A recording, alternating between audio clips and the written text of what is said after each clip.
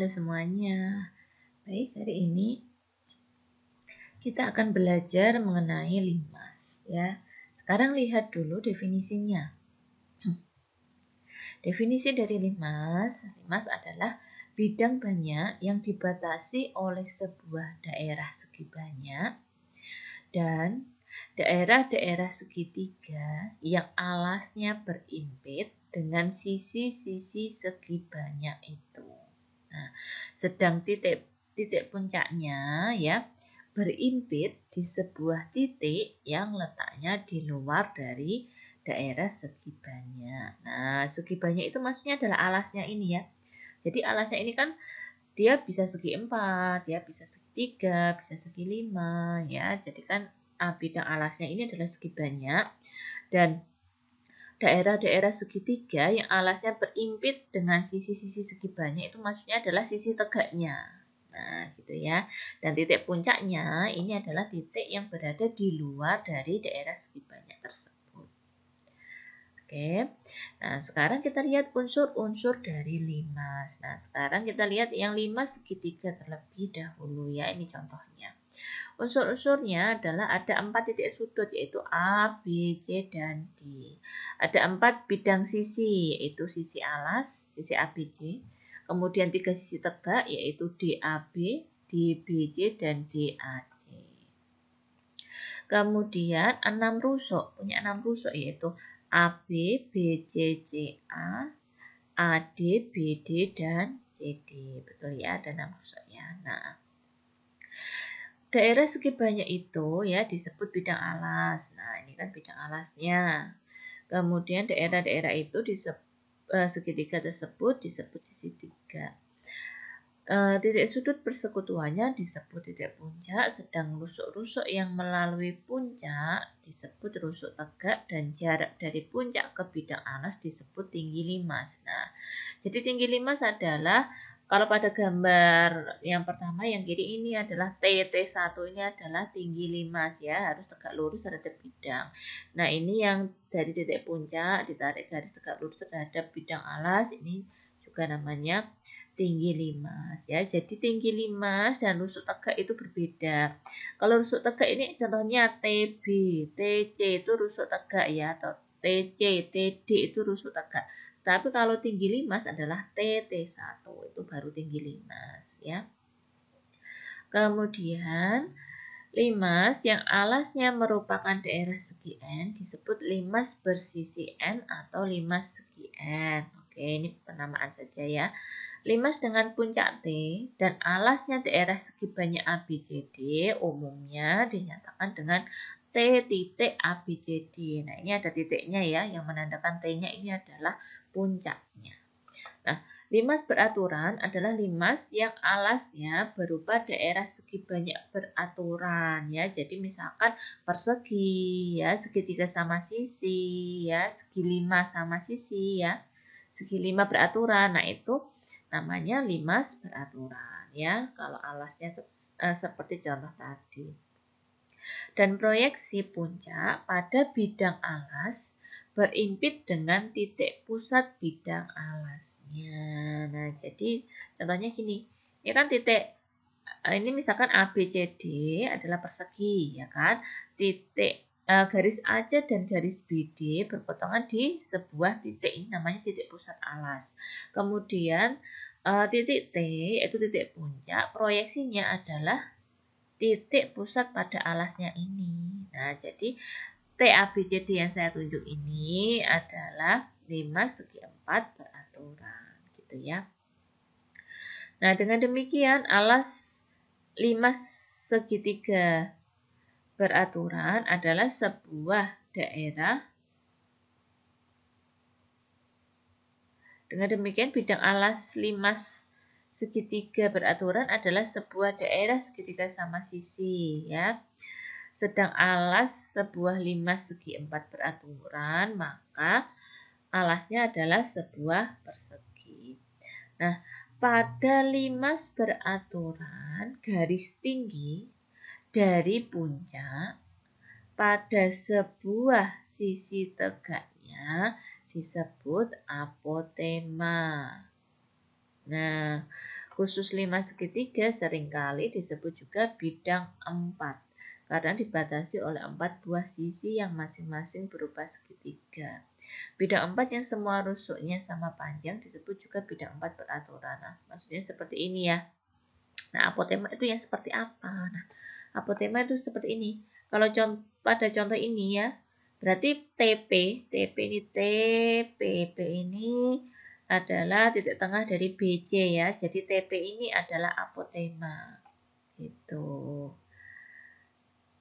Kalau T yang tengah ini, yang putus-putus ini adalah garis tinggi pada limas. Kalau TP ini adalah apotema. Kalau TB ini adalah rusuk tegak ya. Kemudian, nah ini adalah D, A, B, C, D. Berarti ini adalah bidang 4 beraturan. Bidang 4 beraturan ini bisa kita namakan juga sebagai limas segitiga beraturan. Ya. Kemudian ada yang istilahnya adalah limas terpancung. Nah, jika sebuah bidang yang sejajar bidang alas memotong semua rusuk tegak sebuah limas, sehingga limas itu terbagi menjadi 2 bagian, maka bagian limas yang terletak antara bidang alas limas dan bidang atas ya disebut limas terpancung. Jadi yang perlu kita perhatikan ya, istilah limas terpancung ini berbeda dengan prisma terpancung ya, yang kita pelajari pertemuan sebelumnya. Kalau pada prisma terpancung ya, bidang yang memancung atau bidang yang memotong itu kan tidak sejajar dengan bidang alas ya, itu kalau prisma terpancung. Tetapi kalau limas terpancung ya, bidang yang memancung atau bidang yang memotong limas itu harus sejajar dengan bidang alas ya.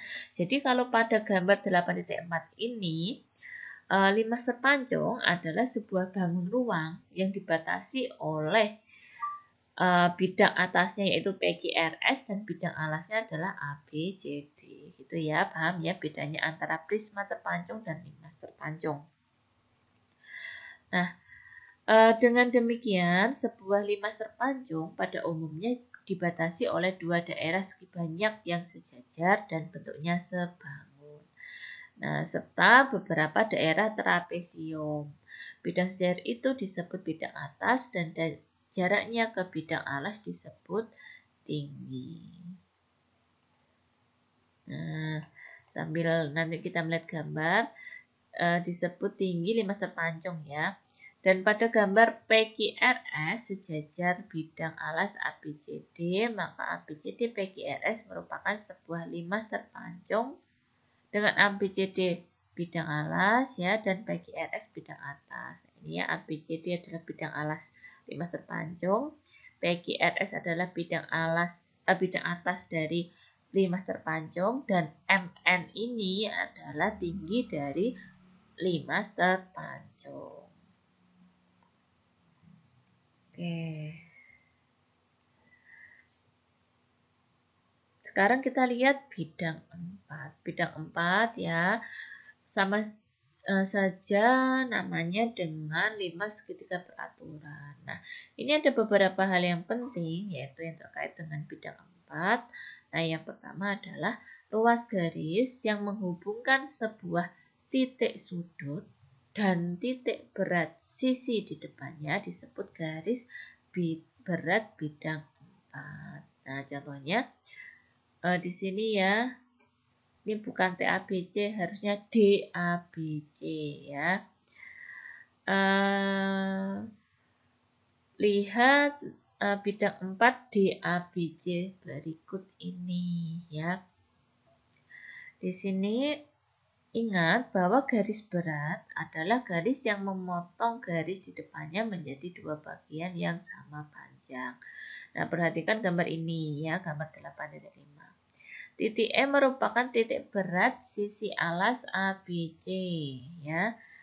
Di mana titik berat sisi alas ABC itu adalah titik pertemuan dari garis berat yang masing-masing melalui titik A, B, dan C.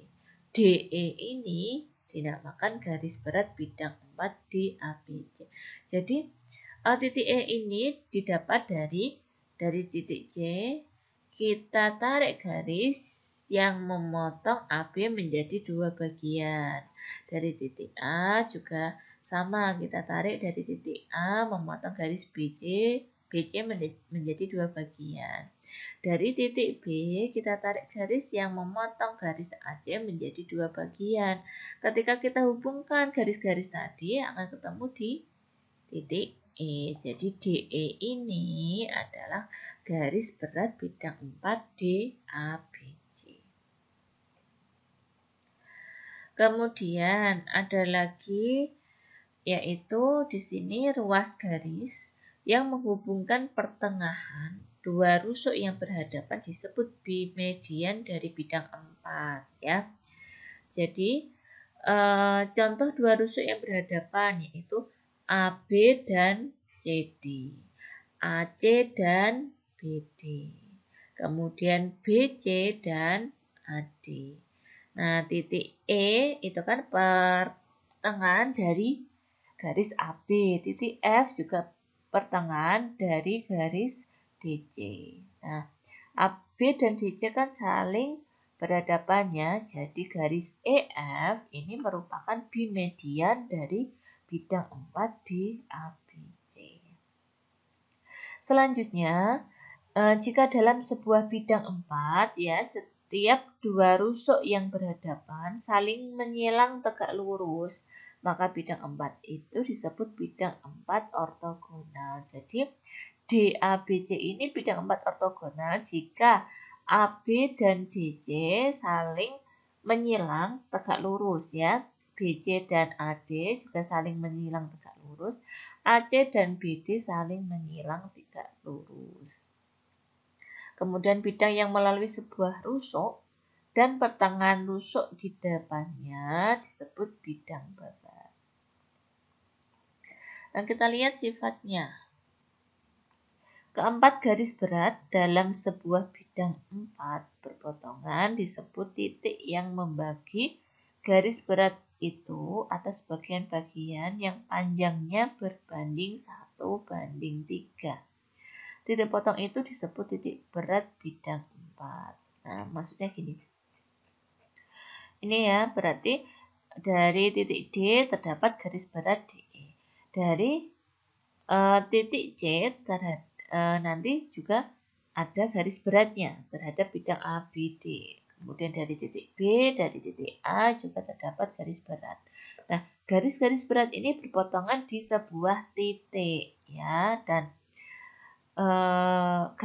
titik tersebut membagi garis-garis berat itu dengan perbandingan 1:3. Kemudian ketiga, bimedian sebuah bidang 4 berpotongan di sebuah titik yang saling membagi dua sama panjang. Jadi ini ada bimedian. Nanti dari garis BD dan garis AC juga ada bimedian. Dari garis BC dan garis AD ada bimedian. Nah, perpotongan bimedian itu saling membagi bimedian sama panjang. Kemudian kita lihat simetri pada limas ya. Nah, sama seperti pada prisma kemarin, yaitu limas juga mempunyai simetri, yaitu simetri cermin atau simetri putar. Dan mohon maaf, maksud saya ada dua simetri, yaitu simetri cermin dan yang kedua adalah simetri putar. Nah, kita lihat pada gambar. Di sini simetri cerminnya ya ada 4 ya, tingkat 4. Kenapa? Ketika kita putar ya limas ini dengan sumbu putarnya adalah garis TS ini, ada 4 kali limas ini menduduki atau sesuai dengan bentuknya ya, menduduki kedudukannya atau sesuai dengan kedudukannya. Ada 4 kali ya. Kemudian kalau simetri putar, simetri cermin ya, dia juga 4 ya. Kenapa? Ketika kita bagi ya, contohnya satu cermin putar, cerminnya, satu simetri cerminnya salah satunya adalah TPQ.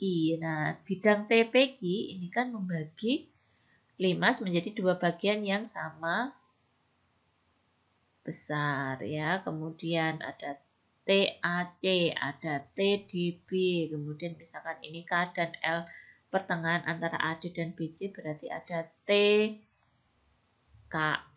juga ya. Kemudian kita lihat rumus luas permukaan limas ya.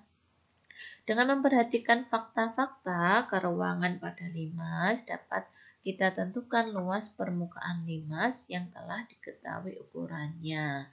Nah, yang pertama, luas seluruh sisi tegak sebuah limas beraturan sama dengan setengah kali apotema ya dan keliling bidang alas.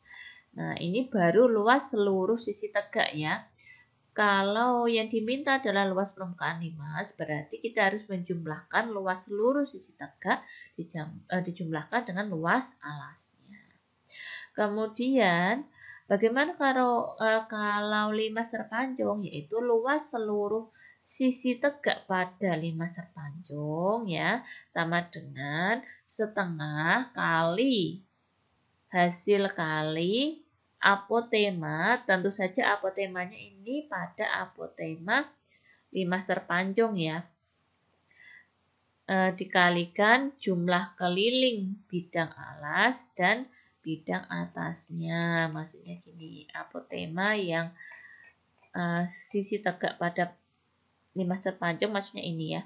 Antara Q dan R dan BC. Nah, ini kan ada jaraknya ya, atau dari RS ke CD. Nah, ini ada garis tingginya. Nah, itu disebut apotema pada limas terpanjung ya. Kemudian di sini berarti keliling bidang alasnya yaitu AB plus BC plus CD plus DA. Keliling bidang atasnya yaitu PQ plus QR plus RS plus SP gitu. Dimasukkan ke rumus luas seluruh sisi tegak yaitu setengah kali apotema limas terpanjung kali jumlah keliling bidang alas, kemudian kali di sini kali jumlah keliling bidang alas dan bidang atasnya ya. Jadi setengah kali apotemanya tadi kali dalam kurung AB plus BC plus CD plus DA plus PQ plus QR plus RS plus SP kalau pada soal tadi. Kemudian kita lihat volume limas. Ya, volume limas sebagaimana kita ketahui rumusnya adalah sepertiga kali luas alas kali tinggi. Nah, bagaimana kalau limas terpanjung? Yaitu dengan cara kita mencari luas bidang alasnya dan luas bidang atasnya. Nah, misalkan luas bidang atasnya kita misalkan A ya, A kecil, luas bidang bawah B kecil dan tinggi dari limas terpanjung adalah T, maka volumenya adalah sepertiga kali T kali A plus B. Nah, sekarang kita lihat contoh soal dan pembahasan. Diketahui limas segi 4 beraturan T, A, B, C, D dengan rusuk alasnya 6 cm ya, dan sisi tegak dan sudut antara sisi tegak dan bidang alas 60 derajat ya. Nah, hitunglah luas seluruh bidang sisi dan volume dari limas tersebut. Nah, kita lihat. Alas limas merupakan segi 4 beraturan, ya, sehingga ABCD berbentuk persegi. Nah, misalkan perpotongan antara AC dan BD adalah O, dan pertengahan dari AB adalah titik P. Nah, maka sudut antara sisi tegak dan bidang alas adalah 60 derajat. Nah, sehingga jika TO adalah garis tinggi dari limas, gambar ilustrasinya ada pada gambar berikut. Nah, di sini adalah ilustrasinya ya. Nah, bisa dilihat ilustrasinya seperti ini. Nah, PO merupakan pertengahan dari panjang AD. Nah, PO ini pertengahan dari panjang AD, sehingga PO ini besarnya 3 ya. Karena yang akan kita cari adalah panjangnya TO ya. Kita bisa menggunakan ukuran PO yang sudah diketahui, sehingga kita mencari menggunakan rumus tangan 60 ya. Tangan 60 yaitu depan per samping, yaitu TO per PO. Nah, tangan 60 kan akar 3 ya. TO-nya kita tulis per 3. 3-nya adalah PO itu sendiri. PO-nya adalah 3. Kemudian akar 3 bisa kita tuliskan sebagai akar 3 per 1. Kemudian kita kalikan silang. Berarti 3 akar 3 sama dengan TO. Berarti TO-nya adalah 3 akar 3. Nah, sekarang kita juga akan mencari apotema pada bidang tegak. Nah, apotema pada bidang tegak ya ditunjukkan pada rusuk TP. Nah, pada rusuk TP ini ya kita menggunakan rumus kosinus. Jadi kosinus 60 sama dengan PO per TP. PO-nya 3, TP-nya yang kita cari. Cos 60-nya setengah, betul ya. Sisi samping per miring. Kita kalikan silang menjadi TP sama dengan 6. Nah, luas seluruh bidang yaitu luas alas plus luas seluruh bidang tegak. Nah, luas alas adalah AB kali BC karena dia persegi. Kemudian luas seluruh bidang tegak yaitu 4 kali setengah kali AB kali TP. Nah, di sini AB-nya adalah 6 ya, alasnya 6, TP-nya adalah 6. Kemudian kita kalikan, berarti 4 kali setengah kali 6 kali 6. Nah, di sini 36 plus 72 sama dengan 108.